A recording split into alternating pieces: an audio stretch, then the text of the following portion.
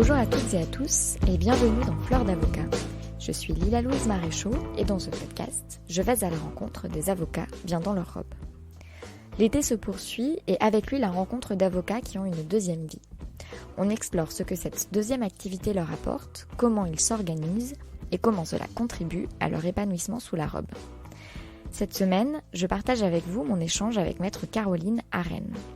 Caroline est avocate au barreau de Paris depuis 1988, mais aussi chanteuse de jazz. C'est Laura Siriani qui m'a recommandé de l'interviewer. Profitez du calme de l'été pour prendre quelques minutes pour laisser 5 étoiles et un avis sur iTunes ou sur votre application podcast préférée. Ça m'aide beaucoup à faire connaître le podcast, je ne le dirai jamais assez. À ce titre, merci beaucoup à Paris 1, le chiffre parle de lui-même, qui indique que le podcast, qu'elle écoute avec ses amis, la motive pendant ses révisions du barreau. Tous mes vœux de réussite à toi et j'espère surtout qu'il t'inspirera pour trouver un exercice qui te ressemble et dans lequel tu t'épanouiras à ton tour. Fleur d'avocat, c'est un podcast, mais c'est aussi une formation à l'intention des avocats dans leurs premières années d'exercice qui s'appelle Bien dans ma robe. Cette formation est composée de 4 ateliers de 2h30 et nous étudions différents outils pour vous aider à bien vivre votre exercice professionnel. Adopter une attitude proactive, analyser son environnement professionnel, gérer son stress et enfin communiquer et gérer des conflits sont des compétences clés pour s'épanouir dans ce métier, comme je peux l'observer chez les invités du podcast. Je suis persuadée que cet épanouissement est à la portée de tous, donc si vous ne trouvez pas votre exercice particulièrement épanouissant, si vous le trouvez difficile ou éprouvant, je vous invite à jeter un œil à la formation sur le site internet de Fleur d'avocat, www.fleurdavocat.fr et pourquoi pas à vous inscrire à la formation. La prochaine session aura lieu les mercredis 4, 11, 18 et 25 septembre à 20h dans les locaux du cabinet Bold dans le 2e arrondissement de Paris. Lors de votre inscription, pensez à utiliser le petit code promo podcast PODCAST pour bénéficier d'une petite réduction. Sur ce, je vous souhaite une très bonne écoute. Bonjour Caroline Arène. Bonjour. Merci d'être mon invitée sur Fleur d'avocat. Merci à vous. Alors Caroline, ce que je vous propose, c'est qu'on commence par réécouter un morceau que vous aimez bien, issu de votre disque, enfin du disque de votre groupe Cordes Sensibles. Voilà, un des 2 disques. J'ai pensé à un des morceaux qui est sur le disque Constellation, Retrato, Embraco e Preto.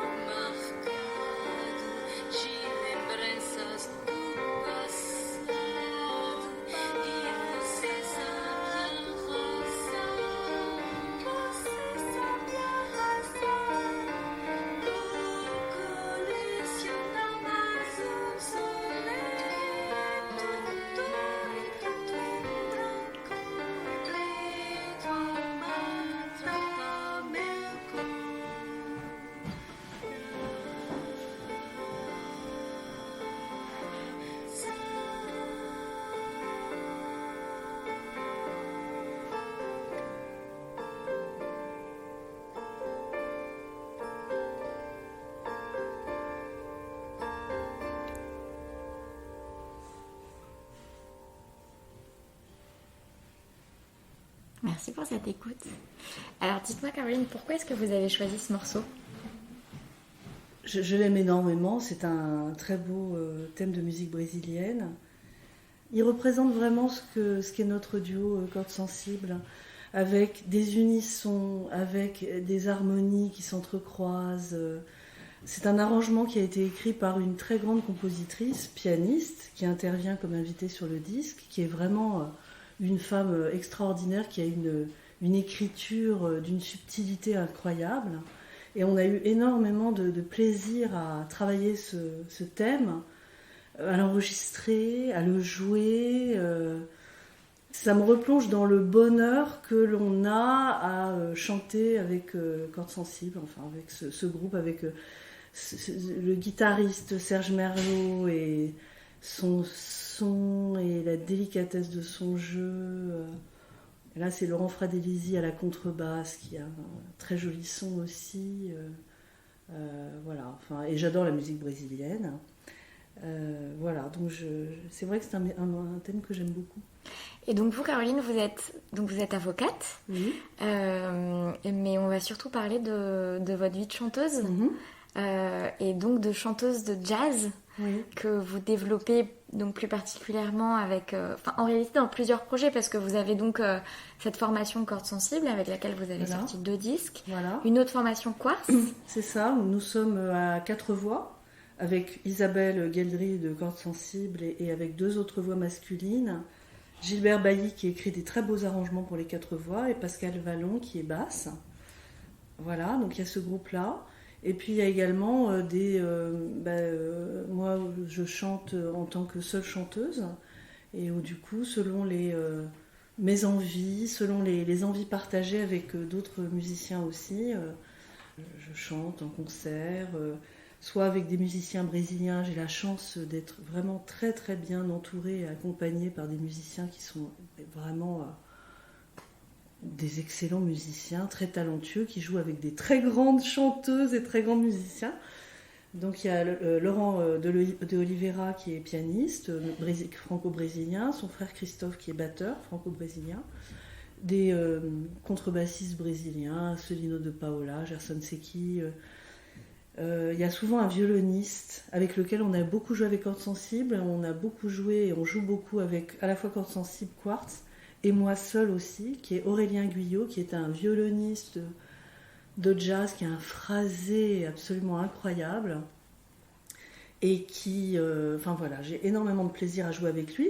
Donc ça dépend des envies, des opportunités. Parfois c'est juste voix et guitare. Il y a Stéphane Audard, qui est un très grand guitariste avec lequel je joue aussi. Il y a des pianistes, enfin... Et vous, comment... ça fait longtemps que vous chantez ? Oui, très longtemps. En fait, ça a commencé...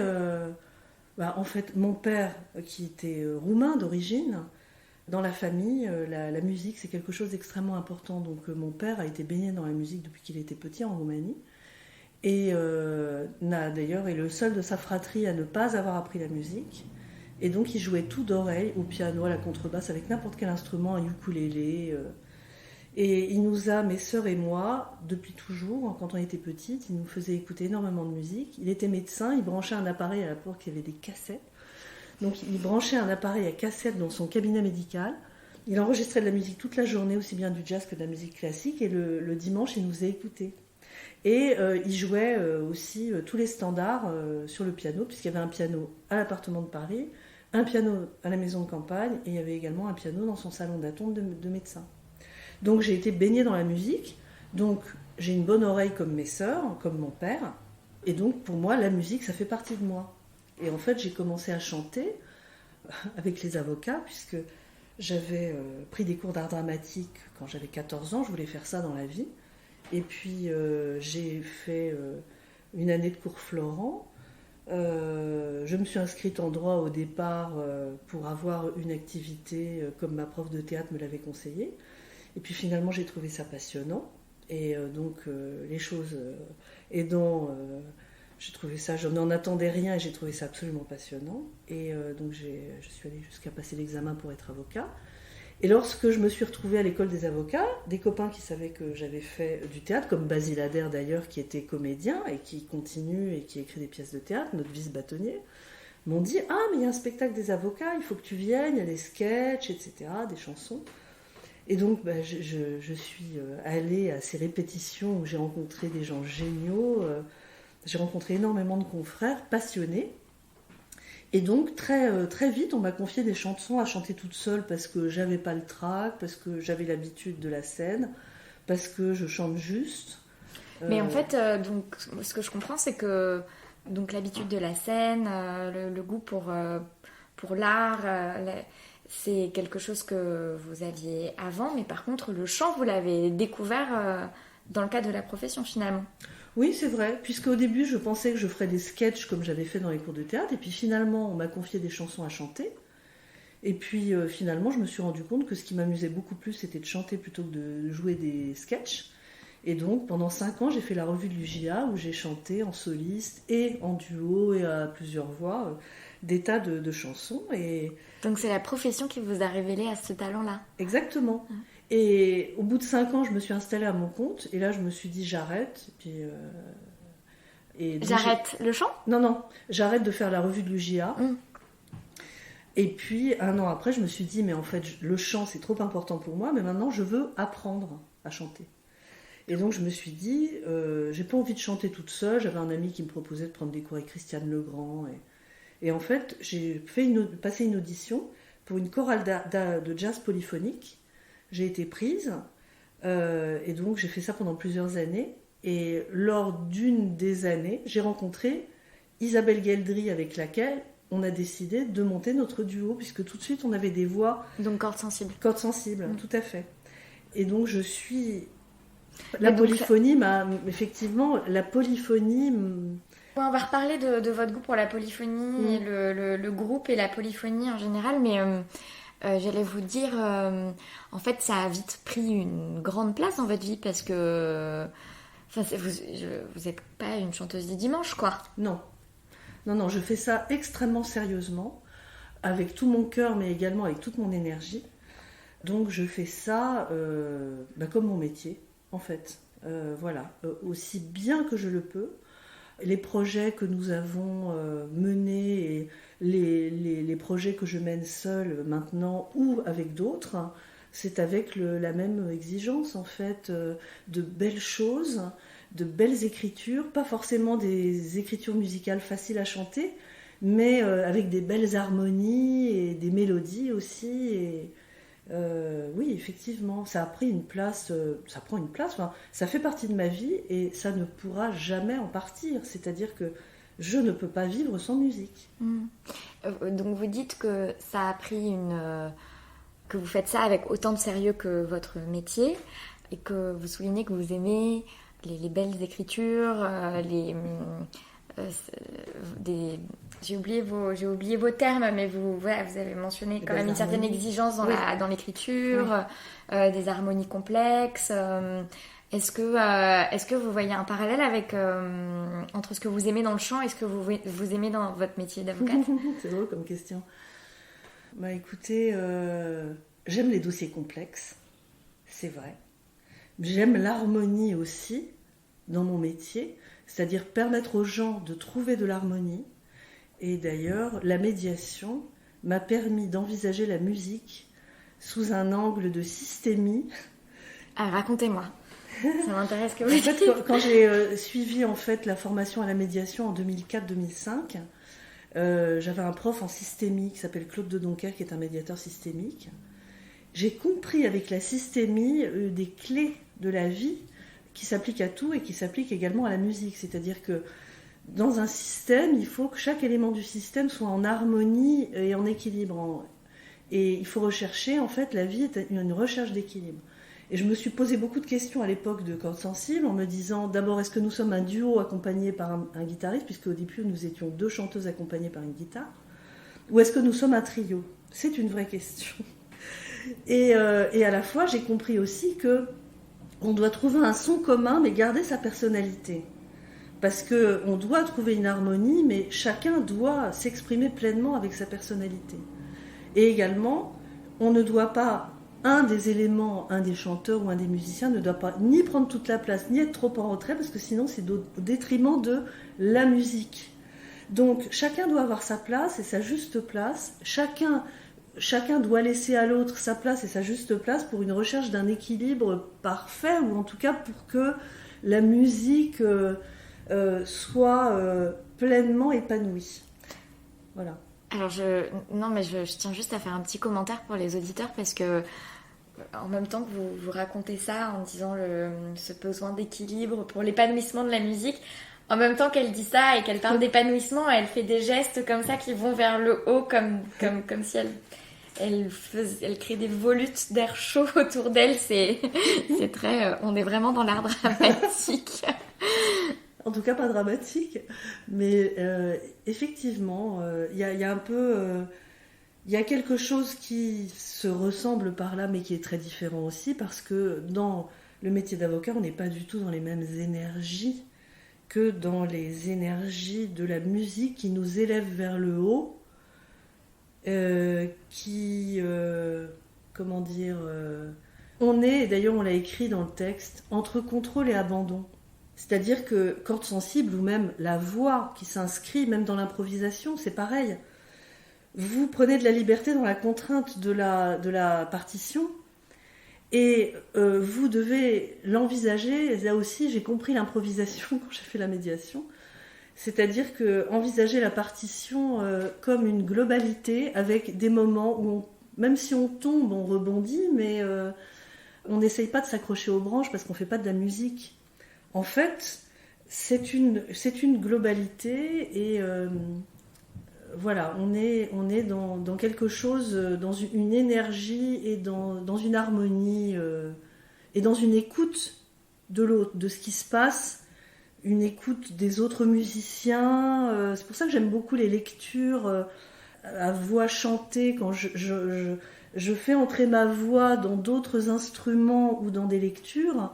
J'aime beaucoup cet exercice parce que c'est exactement ça, en fait. La voix s'inscrit dans la musique des autres musiciens ou dans les voix parlées. J'aime beaucoup ça, en fait. L'improvisation me plaît énormément. Et ce qui était très écrit aussi. Vous dites que la musique, ça vous porte vers le haut. Vous retrouvez pas ça dans votre vie d'avocate ? C'est pas pareil. C'est-à-dire qu'on a un côté... Alors, comme avocate et comme chanteuse, il y a deux choses qui ressemblent aussi. C'est qu'on doit avoir les pieds ancrés au sol pour bien chanter, et on doit avoir les pieds ancrés au sol pour être bon avocat aussi. C'est-à-dire qu'on doit être quand même extrêmement terre-à-terre et très organisé.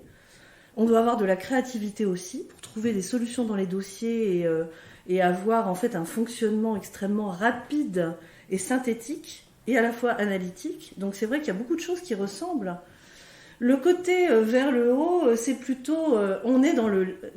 Quand je vous dis contrôle et abandon, c'est ça. C'est-à-dire dans le contrôle de... Par exemple, quand on est dans des partitions extrêmement écrites, comme ce qu'on vient d'écouter à l'instant, Retrato, la subtilité de l'écriture de Karine Bonnefoy fait qu'on est au millimètre près, tous, les deux voix, les musiciens. Et à la fois, il y a des moments où on est lâché. C'est-à-dire, on est vraiment entre le contrôle et l'abandon, en fait. Et ça, vous le retrouvez jamais quand vous plaidez, par exemple ? Ah bah oui, mais quand on plaide, oui, mais l'exercice de plaidoirie, c'est encore autre chose. Oui, dans la plaidoirie, oui, mais le reste de l'activité d'avocat ne se limite pas uniquement à la plaidoirie. Bien sûr que non. On est aussi dans le, effectivement, terre-à-terre et très pratico-pratique et réflexion, analyse, synthèse. Oui, dans l'exercice de la plaidoirie, oui, effectivement, on est là-dedans. Mais comme vous faites aussi du contentieux, enfin voilà, vous avez aussi une activité plaidante, donc ça fait quand même partie de. Oui. Et alors, je vois que votre activité d'avocate, en tout cas à la médiation, a beaucoup inspiré votre activité d'artiste. Est-ce que certaines parties de votre activité d'artiste, comme chanteuse, inspirent votre activité d'avocate ? Oui, ou en tout cas, ça inspire, enfin, en tout cas, le fait de savoir comment on monte un projet musical, comment on s'occupe de A à Z d'une production d'un disque avec les droits, avec les droits SDRM, avec la production, on est à la fois chanteuse et à la fois on est chef d'entreprise, le compteur tourne pour payer le studio, etc. Donc, en tout cas, le fait de savoir comment se passe La construction d'indices de A à Z, ça sert après pour conseiller les clients. Donc ça, c'est une chose. Mais sinon, l'approche de... je travaille énormément mes partitions et mes morceaux. Je suis extrêmement préparée. Et donc, le jour où je plaide ou le jour où je chante, je suis entièrement libre. Enfin, entièrement libre, c'est pas tout à fait vrai dans la plaidoirie, mais je me fais confiance parce que je sais que j'ai tellement travaillé, que je suis préparée, que je peux improviser et être à l'écoute d'une répartie. J'ai les écoutilles qui sont complètement ouvertes. J'écoute tout ce qui se passe et j'ai une répartie comme dans la musique, où je rebondis sur ce qui se passe. Oui, il y a une correspondance. Moi, je sais qu'avec les interviews, j'ai l'impression que ça a ça a changé beaucoup de choses dans ma manière d'être au quotidien. Et je danse le tango, je pense que ça a aussi pas mal changé ma manière de danser. Parce que c'est un nouveau type de travail en duo, en fait, ça t'écoute, donc je me reconnais pas mal dans ce que vous dites. Alors vous, en plus, c'est dans la polyphonie, donc c'est le degré du dessus. Mais pas que polyphonie, parce que quand je chante à plusieurs voix, effectivement, on est en polyphonie, à 2 voix, à 4 voix. Mais quand on chante avec des musiciens, on n'est pas en polyphonie, mais on doit être vraiment pleinement dans l'écoute et dans le partage et l'harmonie de ce que font les autres musiciens, et dans l'écoute. Parce que chanter tout seul, ça n'a aucun intérêt, ou jouer tout seul, on joue avec les autres, et on rebondit en fonction de ce qui se passe. On ne sait jamais ce qui va se passer. Il y a une partition écrite, il y a une grille avec des accords, bon, très bien.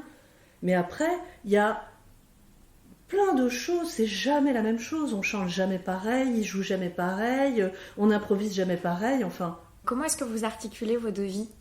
Bah, ça fait tellement longtemps que c'est le cas que ça s'articule, puisque ça fait partie de ma vie. Mon temps libre passe dans la musique et dans les activités artistiques. Et je fais pas des concerts tous les soirs non plus, mais c'est sûr qu'il y a une époque où je co-animais des jam sessions de musique brésilienne tous les lundis soirs. Donc c'était un peu compliqué le lundi en fin d'après-midi. Il fallait installer le matériel, etc. avec les musiciens brésiliens. Mais bon, j'ai pas des concerts tous les soirs non plus. Alors, il y a beaucoup de travail qui est personnel. Parce qu'on travaille beaucoup chez soi, on écoute énormément de musique, on choisit des morceaux, on décide de les travailler.